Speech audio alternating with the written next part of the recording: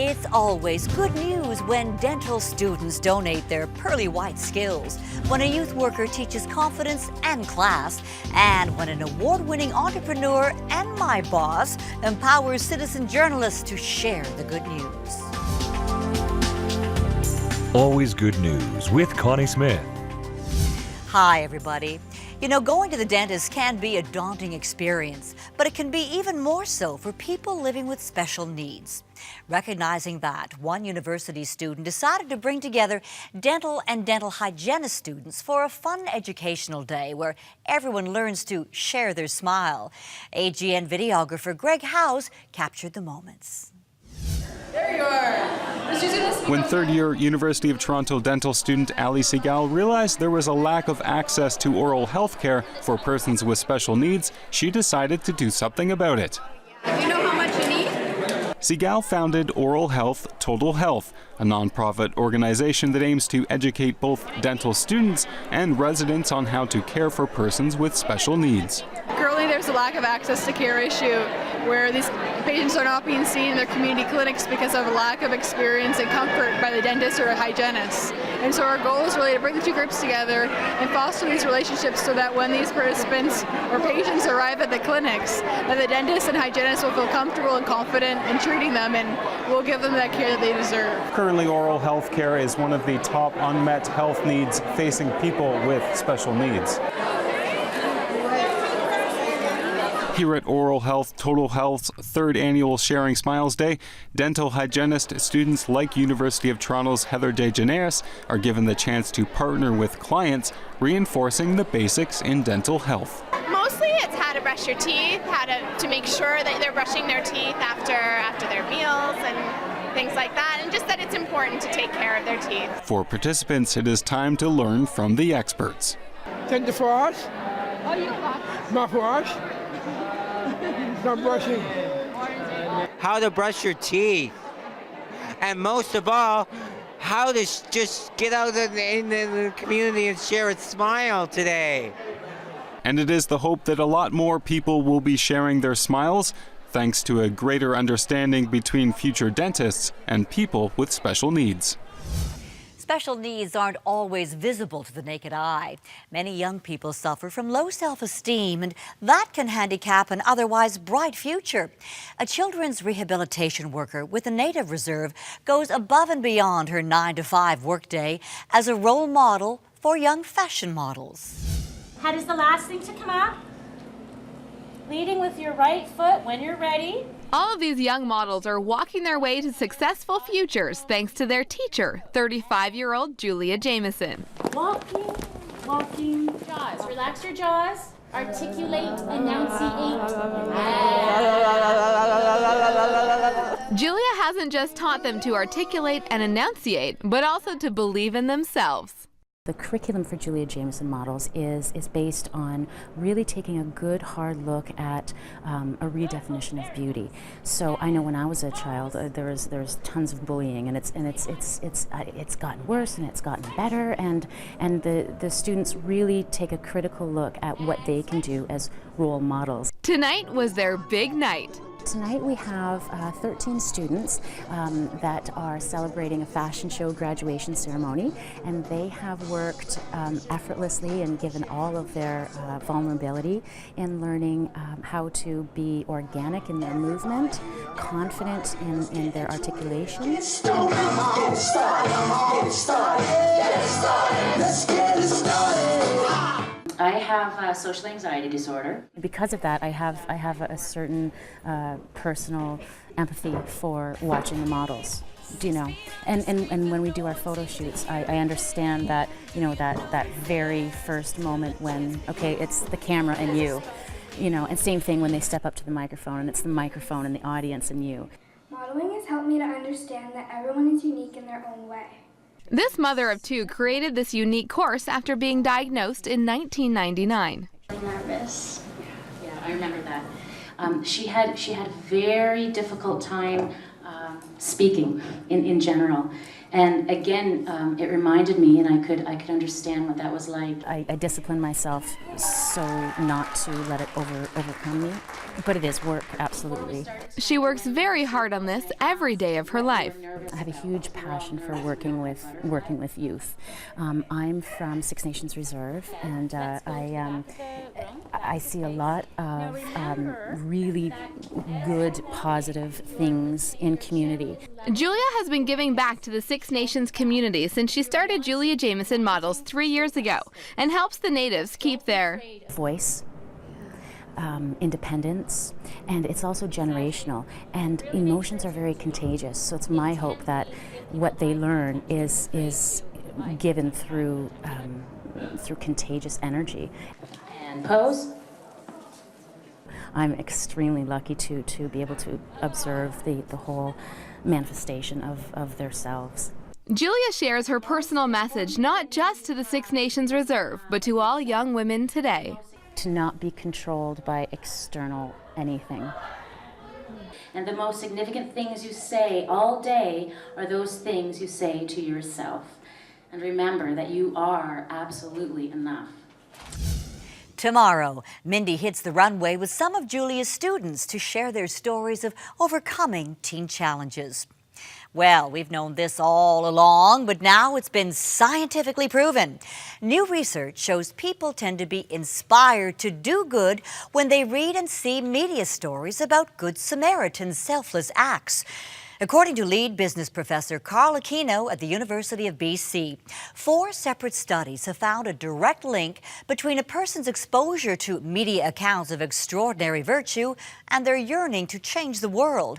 He said media reports could potentially play a crucial role in the mobilization of history makers if less attention was paid to negative coverage.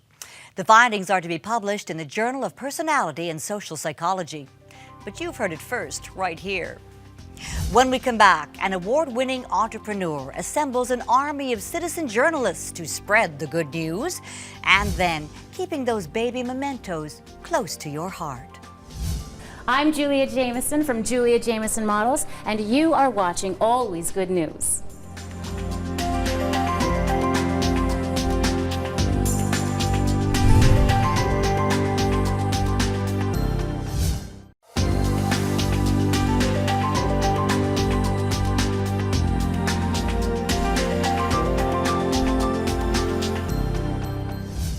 He is known as a serial entrepreneur, a finalist in the Ernst & Young Entrepreneur of the Year Awards. He has started over 20 new ventures in the last 30 years, including one that led to the creation of the wireless network ClearNet. Another named one of the country's fastest-growing technology companies by Profit magazine. He's a pilot, a hockey coach, youth volunteer, the chairman and CEO of Crossroads Communications, and did I mention our boss? And Don Simmons, welcome to Always Good News. Thanks, Connie. Nice to be here. And Melissa McEachern, who is overseeing a citizen journalism project here called My View, and we'll get to that in just a moment. But first, Don, given the fact that you have been riding the wave of communications technology, sitting right there in the driver's seat for many of those times, give us a lay of the land in terms of where we are in this broadcasting communication technology revolution. Well, Connie, actually, I come from the telecommunications side of technology, where we were part of a whole wireless movement where we cut the cord, so to speak, for telephones in Canada. However, there are what I call moments of convergence. And that's what's so interesting about the times that we're in. And anyone following technology needs to look at or look for these moments of convergence. So, for example, there was a moment where we cut a cord on a telephone and it became wireless. Then there was a point where we could pass data as well as a voice conversation over the telephone. And of course now, with some of the wonderful products that are available, we can pass video, all kinds of data, anything digital, including voice, and to take pictures, send those pictures.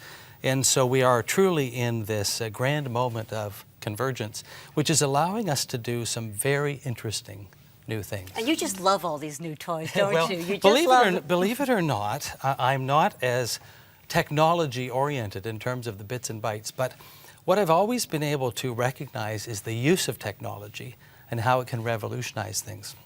A long time ago, I heard a speaker in the consumer electronics business say that two primary things were driving technology development. And those two things were reality and interactivity.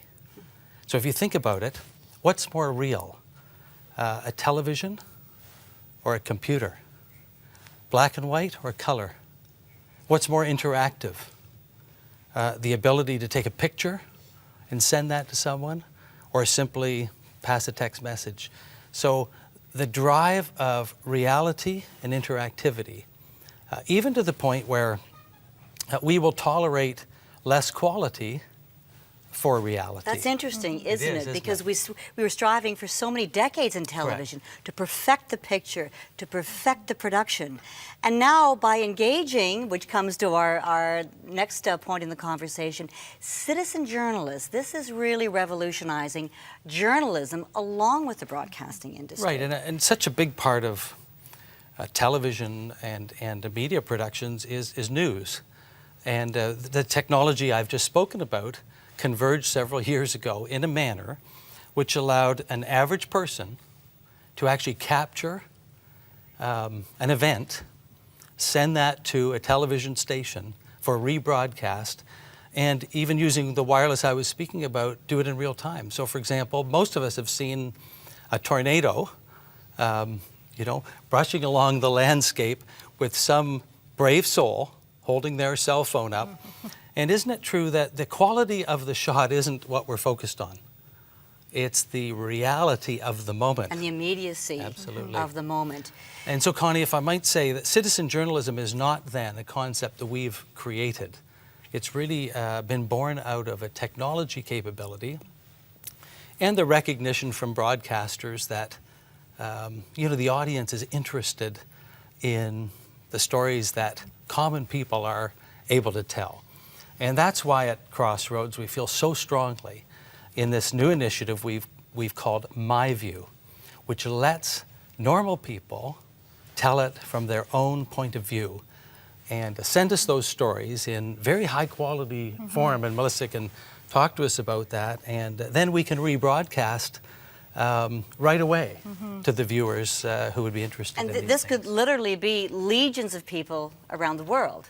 That's the goal, is that we have Crossroads citizen journalists around the world sending us these stories. Right when they happen, they can send it to us, and then that will provide content for some of our programs and to help our TV audience see these stories that we think often go untold. There's stories of good news stories that happen. We love those. We think, yeah, those are good stories. And so there's so many that we don't hear about. So we want My View to be a platform to tell those stories. And it's another way to connect with everyday people, can send in their stories. So there's going to be a lot, a lot of us working with our audience as well. Let's take a look, Melissa. Take us through how this would all work. So the website is MyView, and you can find that at crossroads.ca/MyView. And when you go to the website, you do need to apply to become a citizen journalist. And so there is an application form that you can fill out to become a citizen journalist. And then you can start, once you've been approved, start uploading to the site. And so there's been some videos that have been sent in already. This is a neat one that came in the other day. Ball hockey for missions. So a group at a church put on a ball hockey tournament to raise money for a missions trip that their church is involved in. So you can see a little bit of the video there. And I love the one about the cat that saved its owner's life. That was a nice story, Isn't that a too. neat story? These stories, again, that you would not hear. And so the idea is that there'll be reports that people can upload. We also have a toolkit of resources, because we really want to build into these citizen journalists and give them tools, give them resources, so that these budding reporters all around the world can have a place to go and get resources and also get connected. That's the other thing, in this social networking world that we're in. in, connecting with like-minded people. So this is a place where these citizen journalists can come, can interact with each other. Comment on each other's stories as well. Exactly. And we're also going to have an assignment area. So there's going to be some assignments that we will give to our citizen journalists as well that they can then report on. Now, we do have some standards, though. I mean, we have to have our facts correct. Right. You've got to make sure you're storytelling in a proper fashion. So it's a little bit of a controversy in terms of the traditional journalists versus the new wave of citizen journalism. Yeah, and I think historically there was a journalist sort of was a vocation with a lot of training. They'd say a profession, Don. Absolutely, and now in a sense that's opening up to people that aren't in that profession. But I think it has a place. It won't rule all. But what we like is the reality and the authenticity of stories that otherwise wouldn't be told. And we're pretty excited about giving this opportunity to people that want to be heard. And of course, the technology. Here's a camera that is a very inexpensive camera that sort of can be purchased almost anywhere, I suppose, in the world, that can take HD, so high definition television that has an excellent quality when we receive it over the internet and then rebroadcast, which is amazing, as you say, for those veterans like you that have been working at it for so many years. I look at our cameramen behind these cameras here and I compare it to this and I'm thinking, I hope you guys have a job in a few years. No, you will. You will. Yeah. Don Simmons, thank you so much. Melissa McEachran, thank you. And check the website. Say it again for us. So crossroads.ca/MyView. No E. That's right. MYVU. My All right. View. Citizen journalists, you've heard your calling. We'll be right back.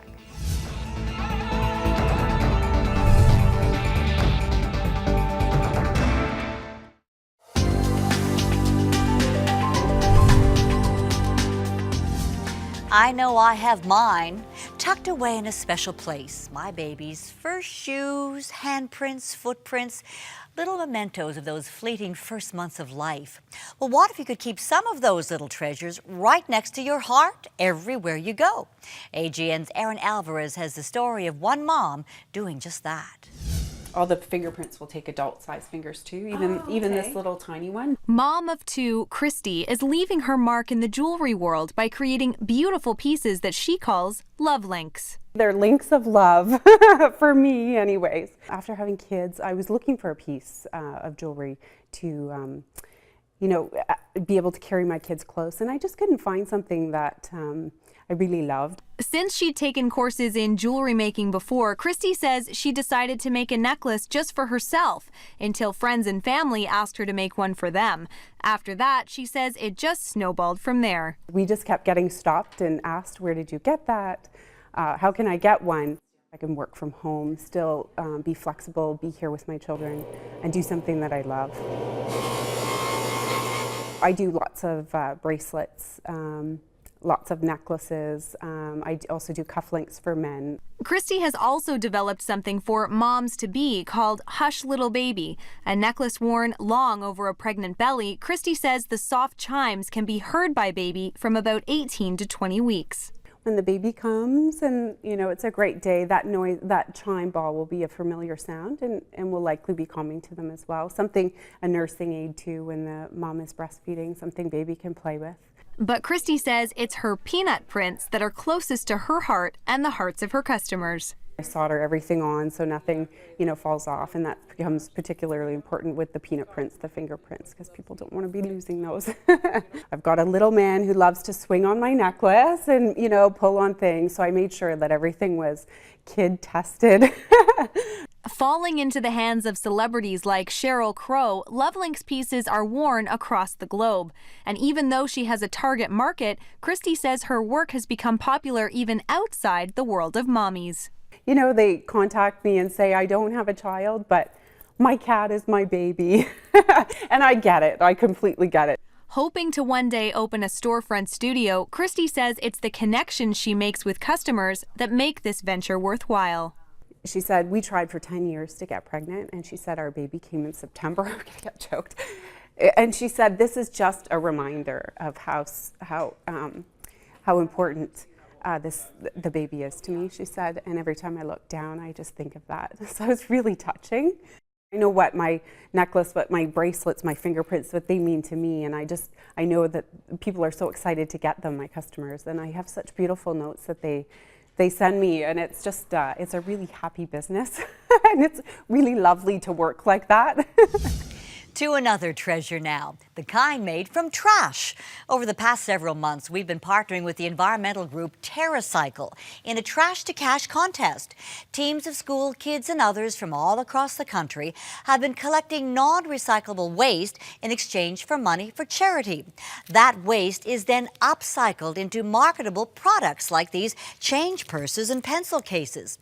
Later this week, TerraCycle's co-founder Robin Tater will be my in-person guest to announce the contest winners.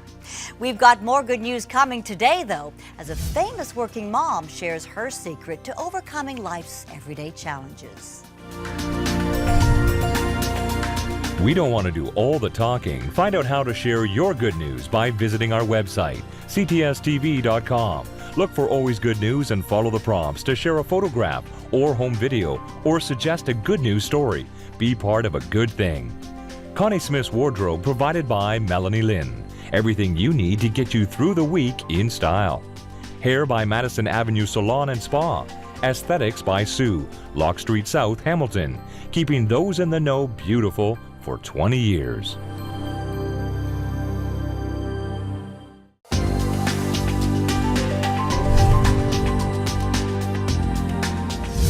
Finally, it can be argued that families today face greater pressures than ever before, often juggling 2 careers with raising a family, not to mention life's unplanned challenges. Now, when you add presidential aspirations to those pressures, how do you get through the day? I put that question to the former governor of Alaska, Sarah Palin. You talk about faith, it's an important part of your life.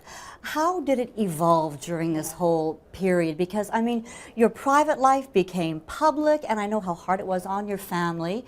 How did your faith evolve and change with that journey? Yeah, faith pulled me through because it was absolutely ridiculous. We were unprepared for what was going to happen with the media onslaught in regards to some misrepresentations and misreporting about my family and my values and my administration, my state. So faith is what I had to hold on to, and I would just remember those things that I have read in Proverbs and in the Psalms, just promising that, yeah, there's, in layman's terms, there's light at the end of the tunnel. It's darker before the dawn, but you're going to get there. You're going to be able to pull through. I would hold on to those things that have meant so much to me that are all based on my faith, and that's what's gotten us through this.